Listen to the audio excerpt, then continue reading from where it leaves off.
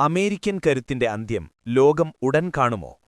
പശ്ചിമേഷ്യയിൽ നിന്നുയരുന്ന ഈ ചോദ്യം ഇന്ന് കേവലമൊരു മുദ്രാവാക്യമല്ല. ഉപരോധങ്ങളും സൈനിക ഭീഷണികളും പരാജയപ്പെടുന്നിടത്ത് ദേശീയ ഐക്യം കൊണ്ട് പ്രതിരോധം തീർക്കുന്ന ഒരു പുതിയ ഇറാന്റെ ഉദയമാണ് ലോകം കാണുന്നത്. സമുദ്രവ്യാപാരത്തെയും ആഗോള നയതന്ത്രത്തെയും ഒരുപോലെ പിടിച്ചുലയ്ക്കാൻ ശേഷിയുള്ള ഈ സംഘർഷം ലോകത്തിന്റെ അധികാരകേന്ദ്രം എങ്ങോട്ട് മാറുന്നു എന്നതിന്റെ കൃത്യമായ സൂചനയാണ്. പശ്ചിമേഷ്യയിലെ ഓരോ ചലനവും ഇനി നിശ്ചയിക്കുന്നത് അമേരിക്ക മാത്രമാകില്ല എന്ന യാഥാർത്ഥ്യം ഇറാൻ ഉറക്കെ പ്രഖ്യാപിക്കുന്നു. ഇസ്ലാമിക വിപ്ലവ നേതൃത്വവൃത്തങ്ങളിലെ സ്വാധീനശാലിയായ വ്യക്തികളിലൊരാളും എക്സ്പെഡൻസി ഡിസേൺമെന്റ് കൗൺസിൽ അംഗവുമായ മൊഹ്സിൻ റേസായി നടത്തിയ പ്രസ്താവനയാണ് ശ്രദ്ധാകേന്ദ്രമായത്.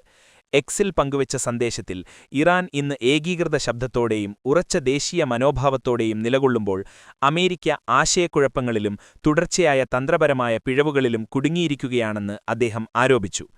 ഇറാന്റെ ജനതയും അതിന്റെ ധീരപുത്രന്മാരും ചേർന്ന് അമേരിക്കൻ ശക്തിയുടെ തകർച്ചയുടെ എല്ലൊടിയുന്ന ശബ്ദം പേർഷ്യൻ ഗൾഫിൽ നിന്ന് ലോകമെങ്ങും മുഴക്കുമെന്ന രൂപകാത്മക പരാമർശം വെറും രാഷ്ട്രീയ പ്രസംഗമല്ല, അത് മനോവിജ്ഞാന യുദ്ധത്തിന്റെ ഭാഗമാണെന്ന വിലയിരുത്തലാണ് വിദഗ്ധർക്കുള്ളത്.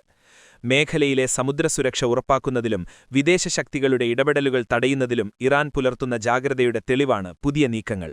ഇറാന്റെ പരമാധികാരത്തെ വെല്ലുവിളിച്ചുകൊണ്ടും അന്താരാഷ്ട്ര നാവിക നിയമങ്ങൾ കാറ്റിൽ പറത്തിയും പ്രവർത്തിച്ച 2 കൂറ്റൻ കപ്പലുകളെ Islamic Revolutionary Guard Corps IRGC സാഹസികമായി പിടിച്ചെടുത്തു. അമേരിക്കൻ സൈന്യവുമായി രഹസ്യബന്ധം പുലർത്തുന്നുവെന്ന ശക്തമായ സംശയത്തെ തുടർന്നാണ് അപ്പമെനോഡ്സ് എന്നും MSC ഫ്രാൻസിസ്ക എന്നീ കപ്പലുകൾക്കെതിരെ ഇറാൻ ഈ കർശന നടപടി സ്വീകരിച്ചത്. ലൈബീരിയൻ പതാകയുമായി ഹോർമൂസ് കടലിടുക്കിന് കിഴക്ക് ലാറക് ഐലൻഡിന് സമീപം സംശയാസ്പദമായ സാഹചര്യത്തിൽ കണ്ടെത്തിയ ഈ കപ്പലുകൾ മേഖലയിലെ സമാധാനത്തിന് വലിയ ഭീഷണിയാണുയർത്തിയത്. മതിയായ അനുമതികളില്ലാതെ ഇറാന്റെ സമുദ്രമേഖലയിൽ കടന്നുകയറിയ കപ്പലുകൾ തങ്ങളുടെ സഞ്ചാരപഥം മറച്ചുവെക്കാനായി നാവിഗേഷൻ സംവിധാനങ്ങളിൽ മനഃപൂർവ്വം കൃത്രിമം കാണിച്ചതായും സുരക്ഷാ ഉദ്യോഗസ്ഥർ കണ്ടെത്തിയിട്ടുണ്ട്.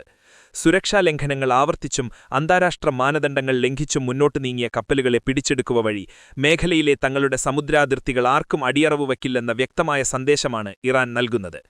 അമേരിക്കൻ സാമ്രാജ്യത്വ ശക്തികളുടെ ചാരപ്രവർത്തനങ്ങൾക്കും ഗൂഢാലോചനകൾക്കും ഇറാന്റെ മണ്ണിലും സമുദ്രത്തിലും സ്ഥാനമില്ലെന്ന് ഈ മിന്നൽ നീക്കത്തിലൂടെ IRGC ഒരിക്കൽ കൂടി ലോകത്തെ ബോധ്യപ്പെടുത്തി. ഈ നീക്കം വെറും സമുദ്ര നിയമ നടപടി മാത്രമല്ല, അമേരിക്കൻ ഉപരോധങ്ങൾക്ക് മറുപടിയായി ഇറാൻ കൈവശമുള്ള ഏറ്റവും ശക്തമായ ഭൗമതന്ത്രം കടൽപാത നിയന്ത്രണമാണെന്ന് വീണ്ടും ഓർമ്മിപ്പിക്കുകയായിരുന്നു. ഭൂഖണ്ഡങ്ങൾ തമ്മിലുള്ള വ്യാപാരധമനിയിൽ കൈവയ്ക്കാൻ തങ്ങൾക്ക് കഴിയുമെന്ന സന്ദേശം തന്നെയാണ് കപ്പൽ തടങ്കലിലൂടെ ഇറാൻ ലോകത്തോട് പറയുന്നത്.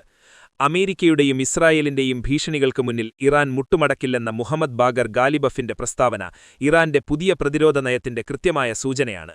സമ്മർദ്ദമുണ്ടാകുമ്പോൾ പിന്നോട്ടു പോകുന്നതിനു പകരം ശത്രുവിന് തിരിച്ചടികൾ നൽകി പ്രതിരോധിക്കുക എന്ന മാക്സിമം പ്രഷർ തന്ത്രമാണ് ഇറാൻ സ്വീകരിക്കുന്നത്. നേരിട്ടുള്ള യുദ്ധത്തേക്കാൾ ഉപരിയായി സമുദ്രവ്യാപാര തടസ്സങ്ങൾ, പ്രോക്സി ഗ്രൂപ്പുകളുടെ നീക്കം, നയതന്ത്ര പ്രതിസന്ധികൾ എന്നിവയിലൂടെ ശത്രുവിനെ സാമ്പത്തികമായും തന്ത്രപരമായും ക്ഷീണിപ്പിക്കാനാണ് ഇറാൻ ലക്ഷ്യമിടുന്നത്.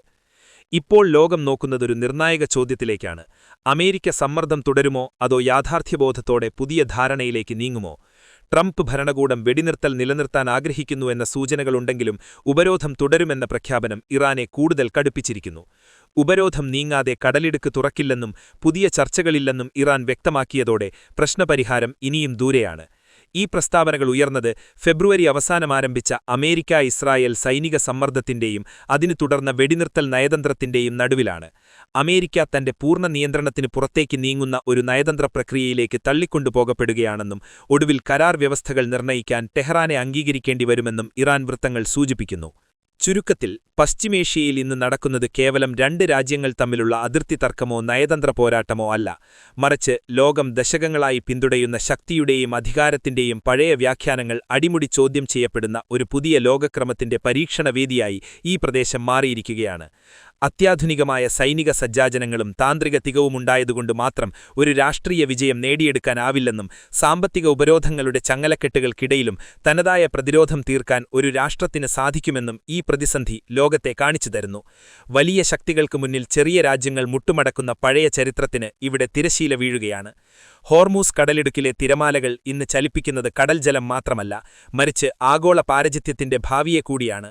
ഇറാന്റെ ഓരോ പ്രതിരോധ നീക്കവും അമേരിക്കൻ മേധാവിത്വത്തിന് നേരിടുന്ന വെല്ലുവിളിയായി മാറുമ്പോൾ അത് ലോക ഊർജ്ജ വിപണിയുടെയും സമുദ്രവ്യാപാരത്തിന്റെയും ഗതി നിശ്ചയിക്കുന്ന നിർണായക ഘടകമായി മാറുന്നു.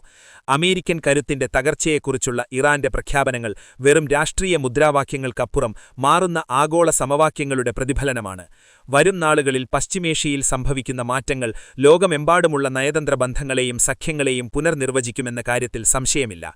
ഈ പോരാട്ടം അവസാനിക്കുമ്പോൾ ഉയരുന്നത് ഒരുപക്ഷേ ആരും ഏകപക്ഷീയമായി ഭരിക്കാത്ത ഒരു പുതിയ ആഗോള പാരജിത്യക്രമമായിരിക്കും.